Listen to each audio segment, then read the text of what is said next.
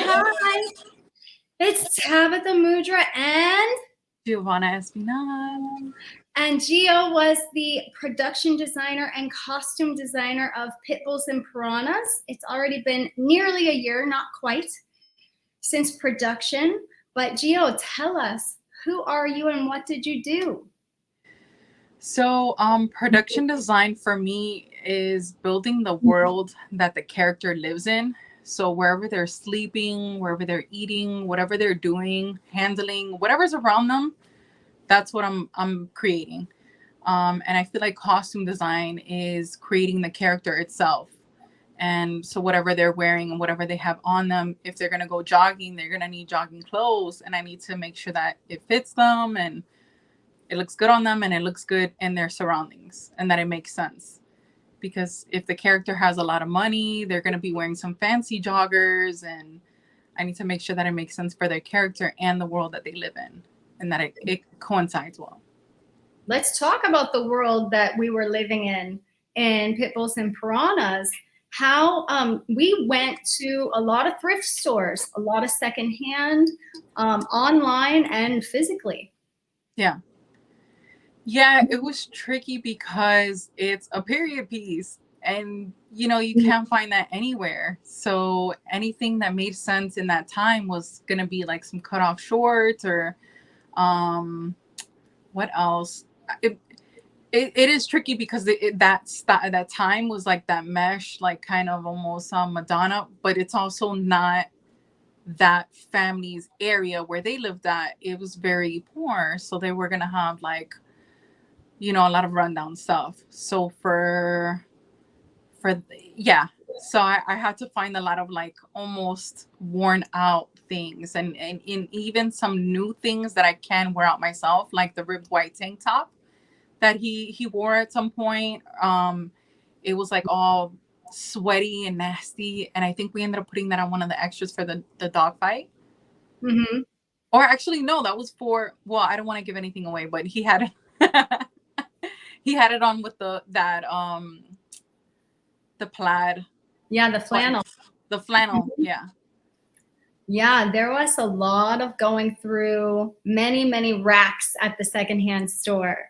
What goes on like behind the scenes in what you're doing? So I know you and I started talking months before production because it's a period piece. We couldn't just Amazon it and return it. It was many things had to be purchased because they were period specific, either 70s or potential 80s. Again, this was a lower class family, so they didn't have new things. They would have had things from the 50s, 60s, and 70s. So tell me what happened behind the scenes. There were long lists of props. There were links to everything. What happens behind the scenes? There's a lot of research. It's a lot of fun, but it can be overwhelming because then you find something that you love, but then you find something else that you love, and then it's like, what is going to work better for this character? So just a lot of research first. For me, getting in the head of the characters is reading the script, of course, maybe like more than once, definitely more than once, and then reading the character bios, like what would this person, how can I add meaning to this person's life every single day, and how can I add emphasis to some of their bad habits in their costumes and in their background. So definitely a lot of research, making lists on what I think might work well for certain scenes, and if I need to like switch it around and move it for another scene. A lot of lists, definitely a lot of lists. What was something, there were a few things for me that stick out as odd props. We had a pregnancy belly. Those are very expensive. We still have it should anyone need a realistic pregnancy belly. Very heavy and very heavy. Very realistic. And then I really loved that we got smash glass, like specific sugar grade glass that would break. So it's Hollywood approved, made out of wild things in a factory. Yes. And then there was the money. We had to have authentic 1980s represented money. Because in two scenes, we're counting money and we're handing over money. And if people would have seen current day face money, it would be like, well, that's how money looked back then. So we were able to find we also had a wild prop. We had a gun on set. The safest gun I think you could possibly have on a set. Oh, yeah. A filled barrel gun that we got from a theater rental company. What are some of the props that stand out to you? I mean, they're not as important, but I really liked. Well, I wouldn't consider them a prop. They're more like dressing. I would say the biggest one was probably the master prop, which is the piranha. The piranhas that we had, those were definitely, they were a handful. They were scary. Not scary because they were going to bite us, because what were they called? Pacu? Pacu. Yeah. So because piranha are illegal in Florida, we had to get the most, what was in the family, and we got Pacu. You were able to find Pacu, thankfully. They were just scary because it's like, I've never had fish before, and how are we gonna get it to make sure that it survives the entire way through in case any reshoots? And they were a handful. So I think it was the day before we actually filmed the scene. We got the fish tank, and we had to adjust the water temperature and everything. It was a whole thing. So we brought the fish tank first. We got the water and made sure that it was room temperature, specific temperature, to make sure they don't die. And then by the next morning, when the fish were brought in, they were able to adjust, thankfully. Those were a really big deal. They were a huge deal because they're living, and no animals or fish were harmed in the making of this film. So, and that's because everyone was so nervous and overprotective of every detail that the animals and fish needed. It was incredible. Absolutely. Let's watch the fish scene real fast. I have it right here.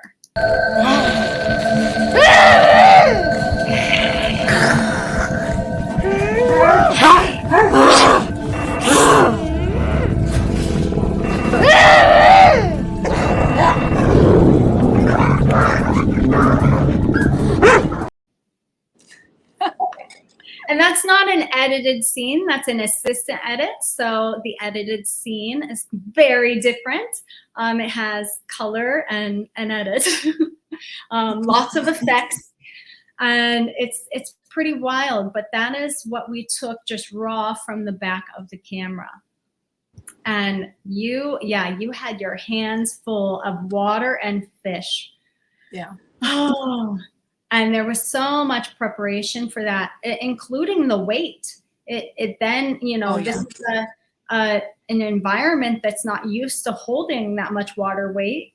And there was a number of considerations during that scene, for sure. Yeah, I brought in a wooden nightstand, a really heavy one, to make sure that it would hold up the fish tank with all the water and all the fish. And it would not move unless like 4 people were able to carry it at the same time, because it was just so heavy. Yeah, that was a wild day. Another question in the same tune is, what challenges did you face on the project and how did you overcome them? We had a lot of challenges. Yeah, Mother Nature isn't too kind in Florida and South Florida in the summer. The first day was probably the hardest because of we just weren't, the weather, it was so hot. It was so hot. The heat, definitely. And just being the apartment that we filmed, the trailer that we filmed in for that scene that we just watched, it was so tiny. And we all couldn't be in there at the same time. And it was just really, really hot. And it just all of us being in there and mushed up like sardines. It was really difficult. I would say that's probably um I, that would be like a physical challenge. The biggest challenge was, I think, my own like fears and like what can happen, and just my own self-doubt, things like that. And I think the way that I was able to overcome it is just take it day by day and just over prepare to be able to avoid anything that might come up on set. Watching your wizardry on set was fantastic. You took on obviously the two hats that you have under your name, so production designer and costume design, which were discussed. But then there was a little thing called like special effects, like adding sweat and dirt. And you were just like, I know how to do this. I'm going to get in there and I'm going to make it happen. So it was so wonderful to watch you switch hats every few minutes. You had to be in a new role. You were getting it all set up, and then you were now we're managing whatever details with the actors. Oh, now we're managing the sweat. Oh, now we're so you were just nonstop. It was really a delight because you did it with a smile the whole time. Never did you go, oh, this is too much, or oh, this is too hot, or never a complaint. And it was a really tricky environment. Both environments that we were in were hellacious. You saw them before. I made sure to bring core crew and just expose them to the kind of clown car situation we were at one location, and then the vastness and the bugs and the mud and the sun that we would be in the other one. So I would say Mother Nature and the environments really played their part. But everyone who rode through it. So I'm so grateful because the scenes look intimate. Oh yeah. You know? There's an added element of intimacy when you are that close. Yeah. Let's talk a little bit about, let's see here. I had pulled up number 8 is, so this is a scene that's outside. We have all the space in the world. Tell me what you did here.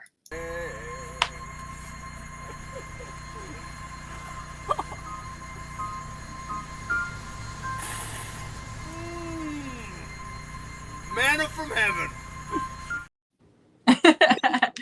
Oh my gosh. A lot of props. Oh yeah. So that was just basically a junkyard that had really, what we had to work with was the trailer and the trees that were there.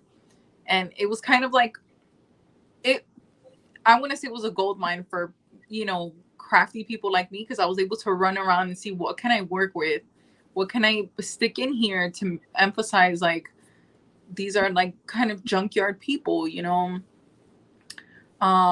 So really the trees were already there and the trailer was already there. So I added the clothesline, and just threw up the clothes that we were already working with. And the grill we had to bring in because obviously they're grilling. I was able to find, thankfully, some broken chairs, like an old table.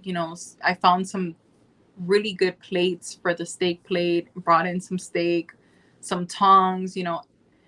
I wanted to emphasize the time that they were in, their environment, what type of people they are. Obviously, if they care about their appearance and their things, they would take care of these things, or the things that they're using. But his focus is more on, I don't know if I can say, his focus is more on other things, not, like clothes or, his table and stuff like that. Like his focus is on one or two things.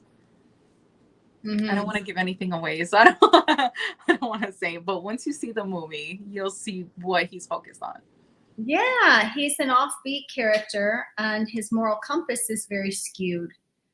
So he's not concerned with what we would consider normal things. He has a very specific point of view and ammunition, or like motivation towards what he wants. Mm-hmm. Um, and I saw a little radio. I saw beer. Not only was the beer can there where it doesn't have a label on it, which is very important for filming, but he took the liberty of throwing it, spitting it out of his mouth and adding this kind of like element of surprise to the scene. Yeah. And then there was that money again, that good old fashioned fake money from the 80s. Yeah. It's funny. We got like, I think it was like $200 or $300, but it cost like $50 to get $300. Yeah. Yeah. Of fake money, which I think is a actual legality. You are only supposed to use film money in films. So tisk tisk, we did it. And I kind of want to talk about like what went into that and why, just so people know, why can't you use real beer? And it's because we have to get all these permission and clearances and everything to use specific brands. So we can't just have beer there because that costs a lot of money. So I got some like canned beer. And I think it was Alejandro, my prop master's idea to like sand off the label instead of like getting a new label and doing all this, putting more money into it, because we were on a very tight budget.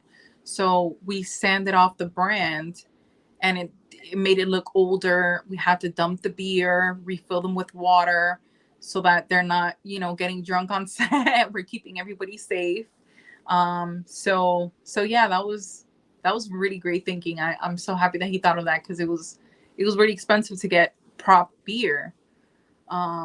And so yeah. And then the money that we got, when they print it, it's like a faint green, like a very pale white and green. And again, it's older. So it's supposed to be in another time. So I wanted to make it look like used old money. So I had fun kind of crinkling all that up and like tinting it a little bit at home. And like I went through a few different like trial and error process. So yeah, aging that as well, because when you put things in front of camera, the camera makes it look different. So yeah, that was a lot of fun. Yeah, these particular characters wouldn't have crisp, clean new money. They would have some older, grungy, used up kind of. They definitely don't have a bank account. No. So they would not have new money. No. No, for sure. What was your favorite part about being on set? Man, I think it's just being around so many creative people. Everybody comes from a different background, like creatively and, just everywhere in general. And so just like learning from everyone, all my peers, like picking their brains and like seeing what they're up to, what they want to do, what they have working. Because getting other people to talk about it, their things, maybe kind of puts a little bit of a push for them to start working on their own projects, and then them asking us like, hey, do you need help on anything? That gets us like flowing too, because we don't only just want to be working on other people's projects. Eventually I want to work on my own as well, and like talking to my peers, that really, really helps. It's a really great motivation. So definitely talking to my crewmates and my peers and talking. Yeah. Yeah, we had a great craft service. We had nice lunches with plenty of time to socialize with everyone. And that was really great. I was so grateful for that. I love having good craft services. But what was I going to say in regards to that? Oh, you were a complete happy accident, because what had happened was there was someone who I really had in mind for this role. Super was like, they're the one, done and done. And then I reached out and they were working on their personal passion project and were so busy and just could not get the time. So I reached out to a couple production folks and I said, hey, does anyone know anyone who is solid in art department? At this point, I wasn't even thinking about wardrobe. I was just knew we needed so many props and time was of the essence. And you were recommended so many, you know, like it was like ching ching, ping ping. I was like, okay, I will contact Giovanna. That makes you feel nice. Oh, Yeah. And I think a lot of you all went to school together. we did, but it's insane how small Miami is, because we went to the same school, but I went to the school at a different time from them. I was still thinking corporate, and then not realizing, like, this is where my heart is. And eventually I met everyone one by one on different sets. And that's, yeah, we were definitely all meant to meet each other, because it's crazy how, we were brought together. Yeah, I'm so grateful. And you were saying, what did you just say? It was so great, where your heart is. Your heart is in this specific role. Which role? I'm really drawn to production design, but production design, art department, but I've been kind of like tugged at wardrobe and costumes, because they're different types of challenges, and that's what I love. I want something exciting that's going to keep me going. And like, what can I do differently? What can I learn from this? And that's what's exciting to me. And when I say where my heart is, it's definitely in film, because I've always wanted to do this, but it just didn't seem realistic, because everyone we are growing up, a lot of the people that were successful at this did not look like me. They were old white people, or they came from money, or they had a foot in the door, and that's not me. And so it just didn't seem very realistic at all. But then I just couldn't find the career path that made me happy, and I was just like, let me go back to school. And I was like, oh my gosh, my heart was pitter pattering every time that I would go to class and learn something new with film. And yeah, it's been a journey. Good. I know film got me in 2013. No, yes, 2013, and then really hooked me in 2015. And all because the camera, they started making digital cameras with a little button that said, you can now film, like you can record video. And I was like, what do you mean? I can make it move? I've been a still photographer for 20 years at that point, and amateur and professional. And I just fell in love with it. There's something so magical about the whole process, but being on set has an extra level of excitement, because you're actually in it, making the scenes. But it's nothing short of a miracle that we're here at the screening moment, where it's gone through post-production and we're getting ready to go into film festival, and it'll be the first look for cast and crew on the 28th. It's just so exciting. Oh yeah. Yeah.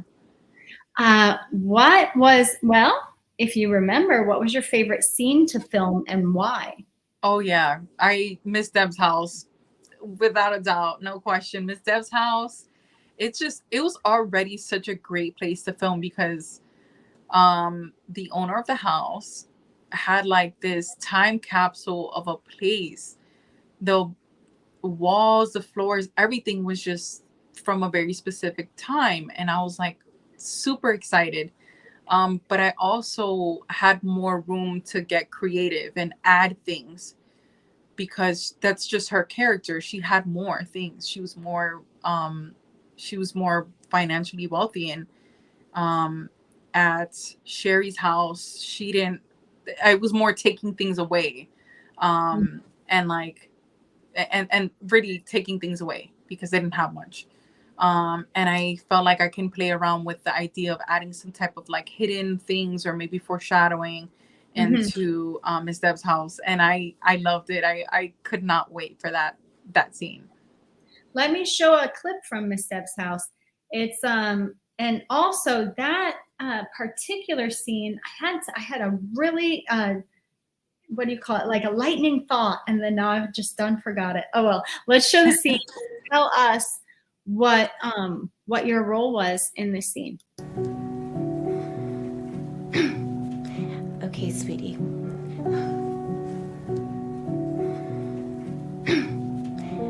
Your plate goes like this.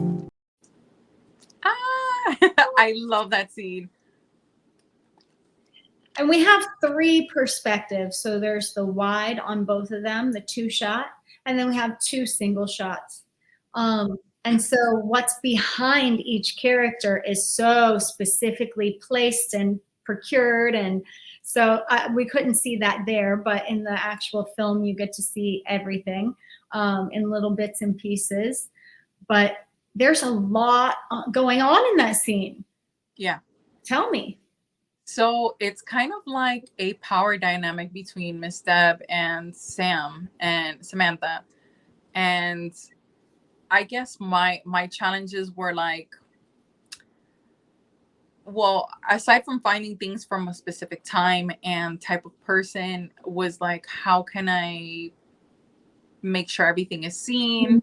I don't want things to like click clack and then it's gonna be a sound problem. I think that was one of my biggest concerns is like the silverware and the plates there's gonna be so much banging and those like little things. But I wanted to make sure I added emphasis on the type of person that Miss Deb was. Miss Deb is like, I bring all the good things out at any given moment. It's not just like, oh, when specific people are here. It's no, I want everyone to know, this is what I have and these are my next things. And yeah, I wanted to make sure everything was seen and that I added meaning to everything. That was she's an intense character. In Mia Bella's interview, Mia Bella calls her the serious clown, I think. Oh my gosh, I didn't know that. How fitting. Mia Bella's interview was the yes interview. It was like 10 minutes, short and sweet. But she's so funny. Her the serious clown.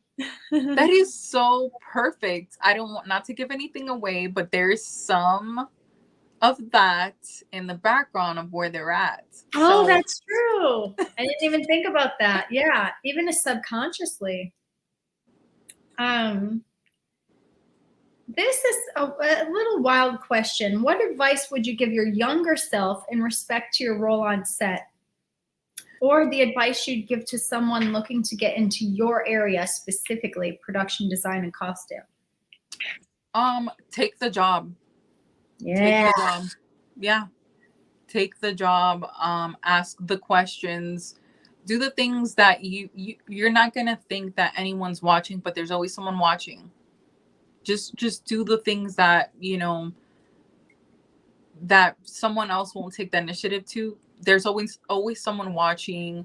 You're gonna learn something at any given point that you're like, whether it's for yourself or for the set. And everything you do, you're gonna learn something. It's about the experience. So take the job, ask the questions, talk to the people, just get out there, and you're gonna have fun. You'll be fine. Don't worry. Yeah. Take the job. I like that. It's a very direct, like, say yes. Yeah. And yeah, don't get caught up too much in the if you have enough experience or not enough experience. Just take the job. Yeah.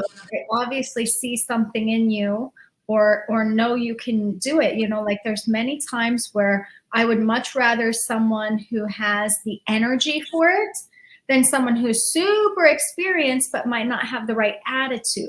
Oh yeah. Oh, for sure. Yeah. So it goes either way. Yeah, I'd rather be around people that want to learn and do the things and be around you and be on set and they're willing to do the hard work because they want to learn and they want to be there. There's some people who have already done so much that they're just tired and they're just like, oh, we got to pick this up and oh, we got to do that. And it's production design and art department is very demanding. Intensive.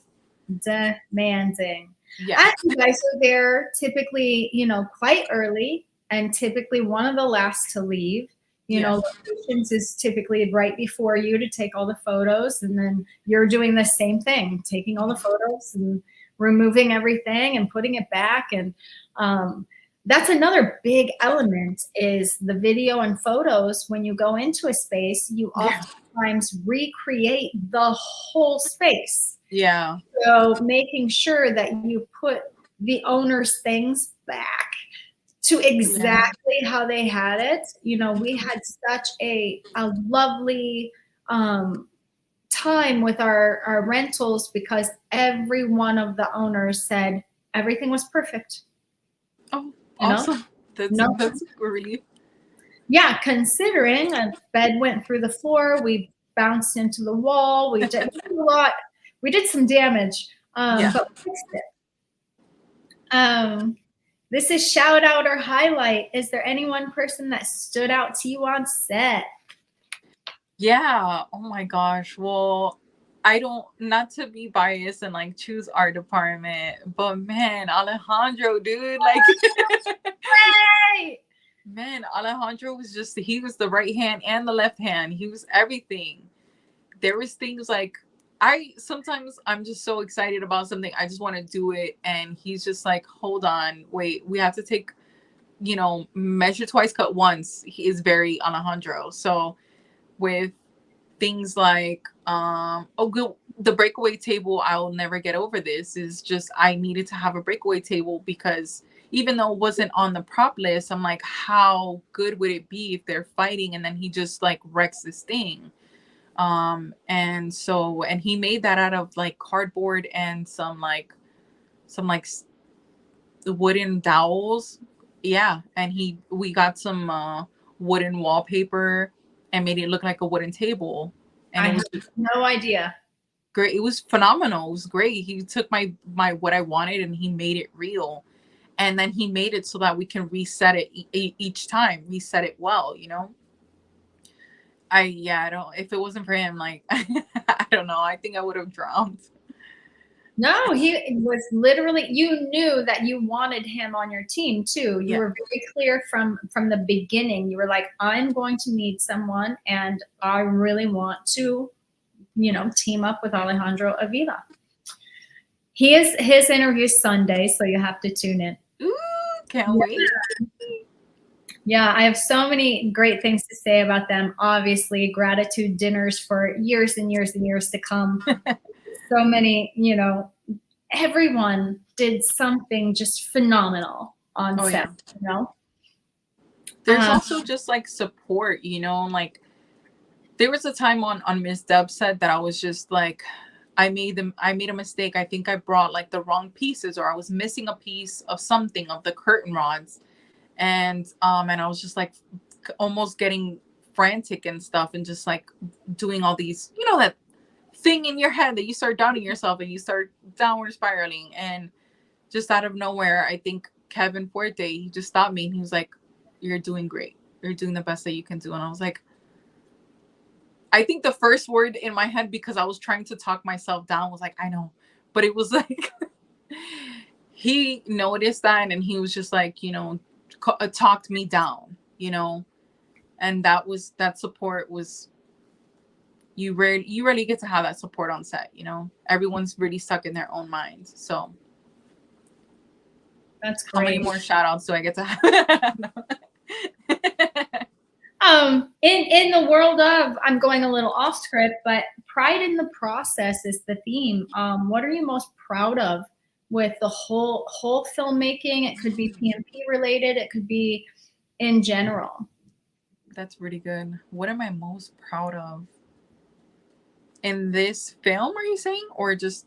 It could be in general. It could be in the film. Like, I'm incredibly proud of the fact that I really wanted to challenge myself with a period piece. I wanted to work with animals. I wanted to work with children, and then throw in a firearm, fish, picture cars, domestic violence scene, and quite a few other. Most of the things that nobody wants to have, right? No, nobody wants to do. So I'm incredibly proud that, I got to check off a bucket list of filmmaking, wants, like strong desires. And I still, in this film, I have about 13 more big checklist things that I want to do, which is an arson scene, a sexual violence scene, and why do I want to do these heavy scenes? Because they're incredibly raw. They can be very intelligent if they're filmed right. And we can go into that character's psychology by way of their behavior. So I love that psychological connect. I've watched the film quite a few times now in post, and the acting is so good. Like I look at myself in the reflection and my face is just, I'm having a full-on response to the film.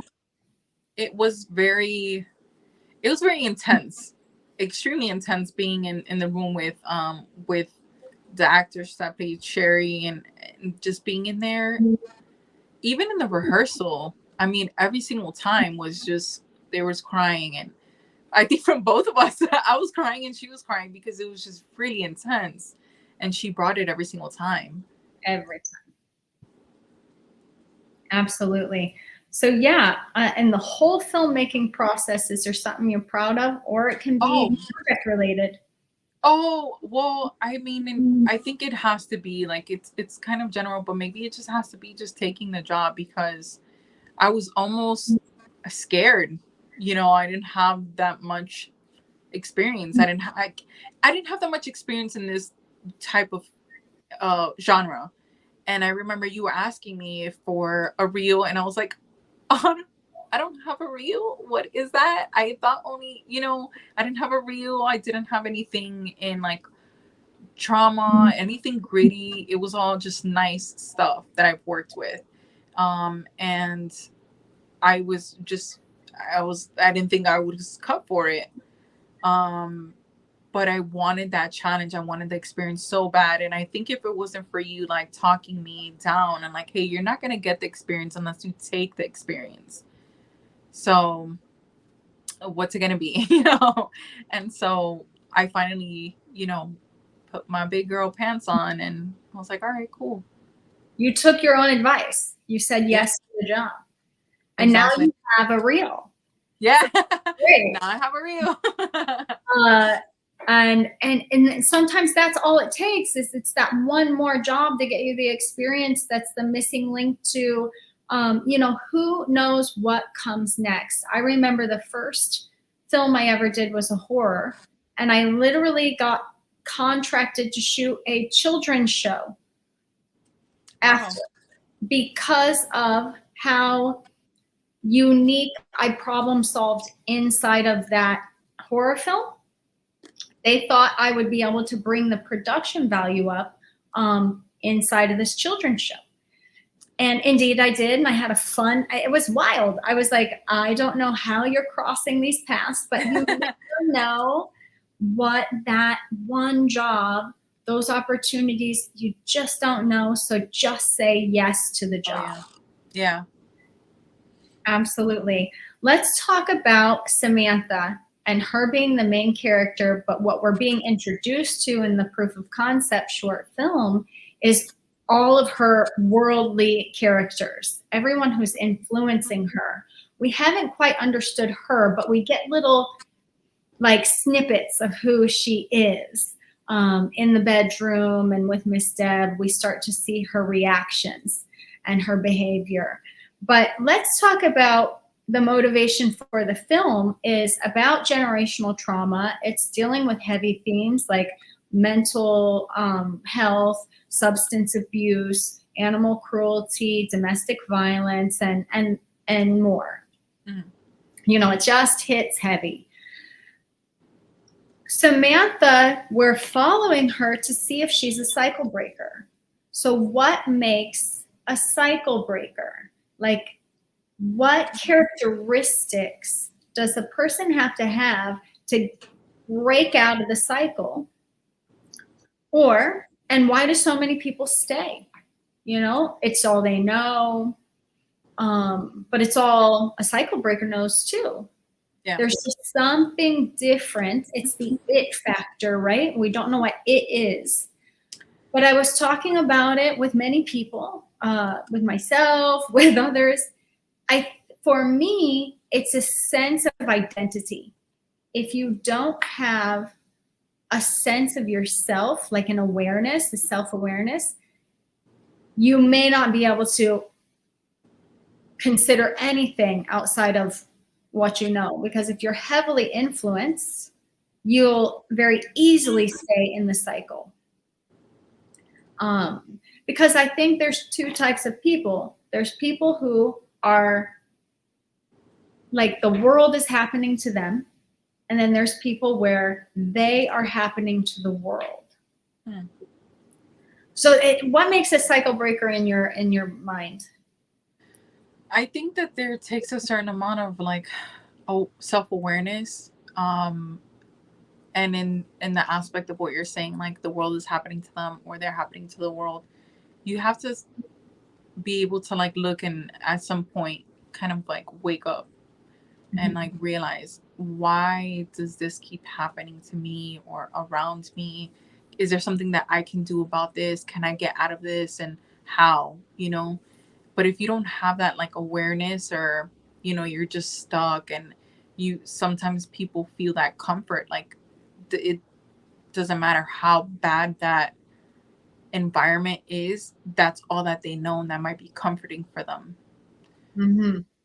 So yeah, maybe awareness, and realizing what's happening.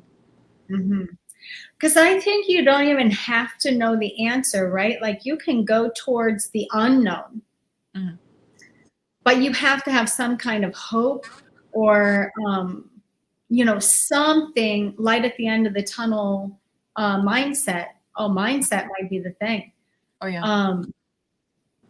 That allows you to kind of fight for that next step, for that unknown, to go towards, to say yes to the job, right? Like this unknown element of, maybe I'm not prepared, maybe I'm not experienced enough for this, maybe. In a cycle breaking, you know, they say psychologically, women have to have something, this ridiculous percent, right? Like 90 to 100% of the qualifications, requirements for a job before they'll apply. For the male mind, their percentages, they could have 20% of the qualifications, they'll still apply. There's I don't know if it's a confidence, you know, just an A to B, like I want the job.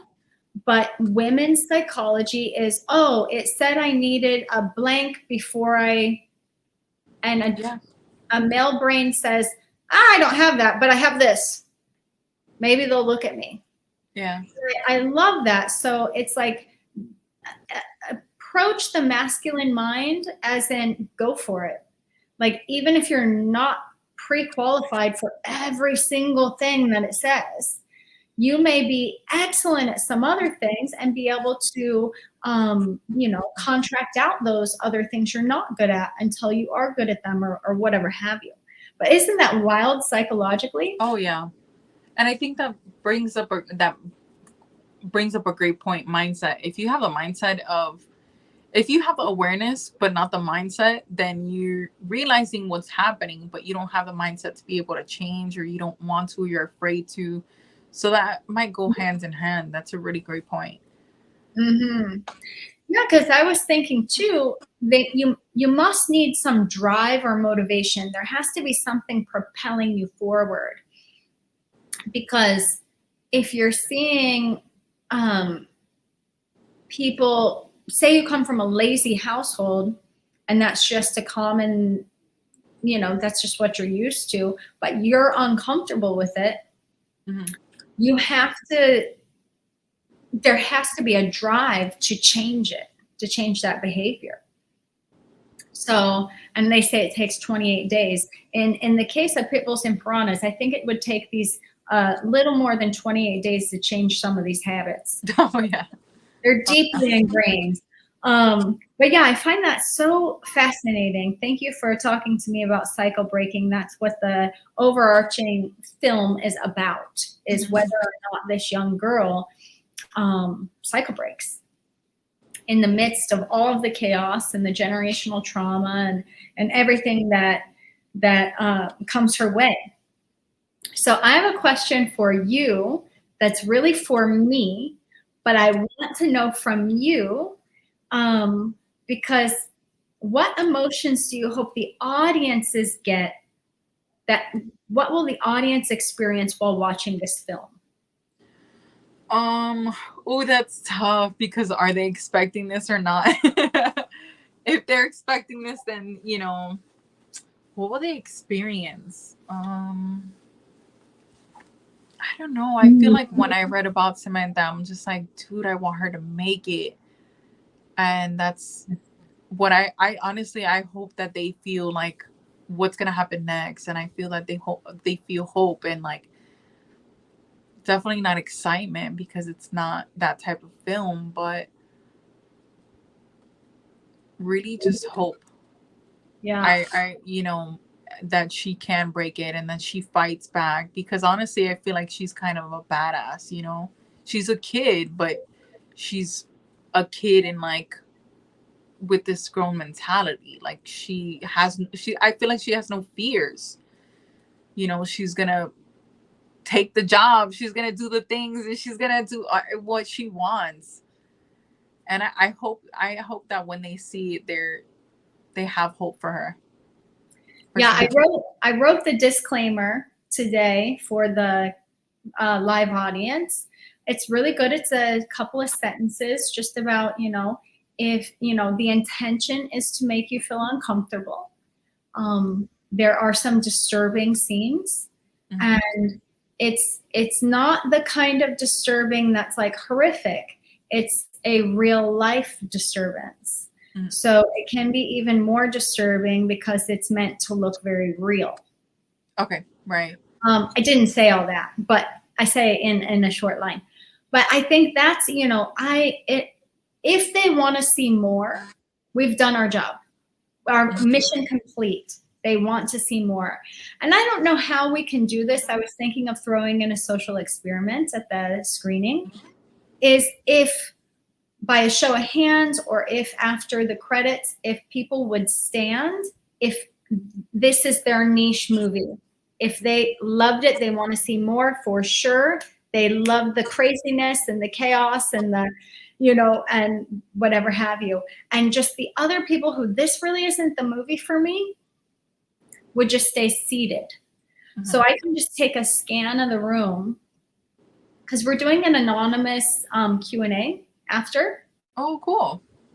But I would love to know, but will people be honest?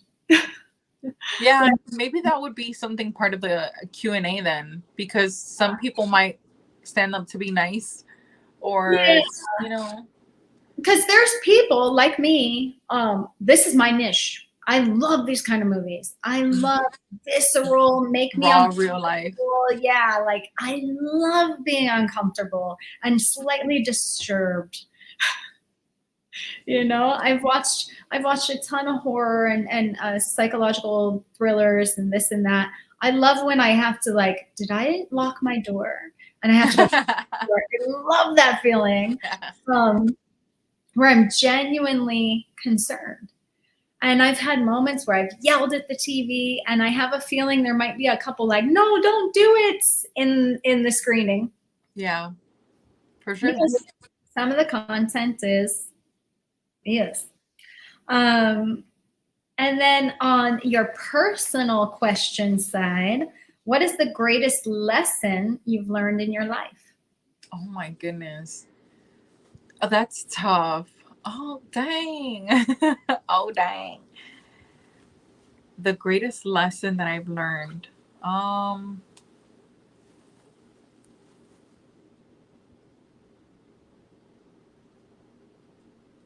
It's got to be something with people. And like, I want to say something along the lines of like,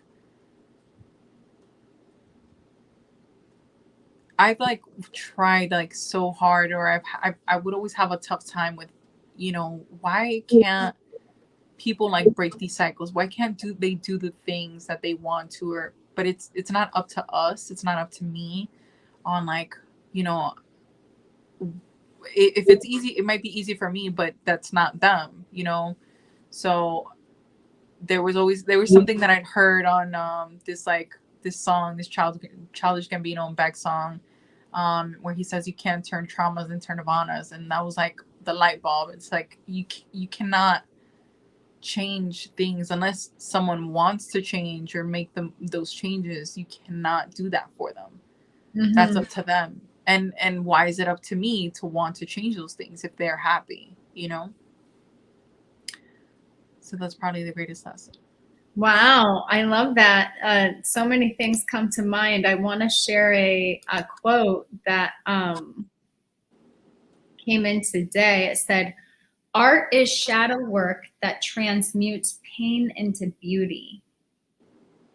So I started doing shadow work right at the front of 2020. And I don't know if you're familiar with that term. It's a therapeutic aspect of like journaling. Essentially, you're asking yourself questions that are very deep, and they are meant to be to engage with, you know how people say skeletons in your closet, or you danced with your own devil. It's to get to know your dark side. So shadow work is to fully understand and accept yourself for all of the light and all of the dark. Mm-hmm. And I was like, wow, when I read that, because PMP, Pit Bulls and Piranhas, is that for me. It's a way to do shadow work where I get to artify something that is life imitating art, art imitating life. It's like the most beautiful poem to me. And it was something I had to do. It wasn't like, oh, you can do this or you cannot. It was this bizarre feeling. I don't know how to express it or what people's belief systems are, but it's as though you are struck by lightning. All that energy is contained, and you must complete said project. And everything that could get in the way did. Every challenge that could ever happen happened, and every breakthrough also happened. So therefore it is now ready to be seen. Yeah. But I have no idea how much to care. Like, what is the healthy amount of caring for the audience response? That's true, right? What's the healthiest, you know, the most important person's opinion, I don't know, is your own. Really, are you happy with it when you watch it? Because at the end of the day, you're the only person that you made it for, you know. You're gonna find your audience at some point, you know, when we put it out there. There's gonna be other people who love this type of film, and you know, that's really all that matters. It's gonna find its group. Yeah, that's true. That's true. And final question is, if you had a magic door that opened to anywhere, where would you want it to lead you? Ooh, that's good. I want to see the other side, because nobody, you know, like the afterlife. Okay. Nobody knows what's on the other side. Nobody knows what happens, and I would love to have that answer. You know, what goes on over there? What I have to expect? Who's over there? You know, I don't know. That's what I'd like to see.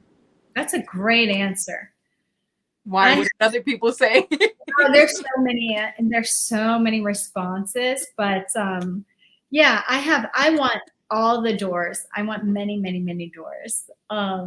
But essentially, I want them to open up to all of my joys and my pleasures and the people that I love and the food that I love and the activities I love.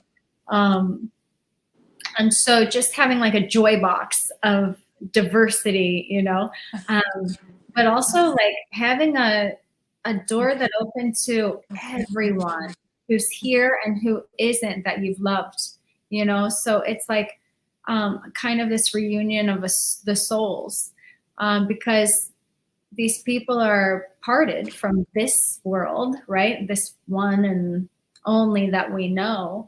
But I don't believe in all that. I think there's so much more dimensionally. So I feel you on that afterlife door. Yeah, that would be cool. And then, yeah, because you'd have the answer. Mm-hmm. Oh, that'd be so lovely. I once, at the end of the interview, I said, "Do you have any questions for me?" And it shocked her. I was like, I should let people know if they want to ask me anything, they can. But other than that, that was our final. Ooh, wow. You successfully completed a whole interview. Yay. Yay. How do you feel? I feel good. It's nice. It's always nice talking to you. I'm glad that we were able to talk about the film and let everybody know like all the hard work that we so much work. Yeah. That we sweat and cried into, and yeah, it's really nice. It's always nice to talk about film and the work that we do. Yes. And like I said, I just beyond adore you, appreciate you. There's things I know you did. There's things I don't know you did. I love it all. And you have that attitude just of gratitude all the time, you know, and that's so just, it's comforting, it's delightful, it's energizing. And so, yes, say yes to the job and bring all of that, because that's what made me just absolutely, and I was in awe of you for production days, you know, still am, but I'm in awe watching you really, because you work. You know, there's nothing easy about production designer. You know, there's nothing easy about it. It's tough work. Yeah. So thank you so much, Leo. No, thank you for, you know, thank you for the support, really, really. And the attitude of gratitude, because I really am just grateful. I'm incredibly grateful to just have been part of that film, to have been able to take part in something like this. It was a huge challenge just all around. And I'm just grateful that I was able to be part of it. I really am. Thank you. Absolutely. Cheers to being friends now. I adore you. All right. We are signing off of all of the streaming lands. Bye, guys.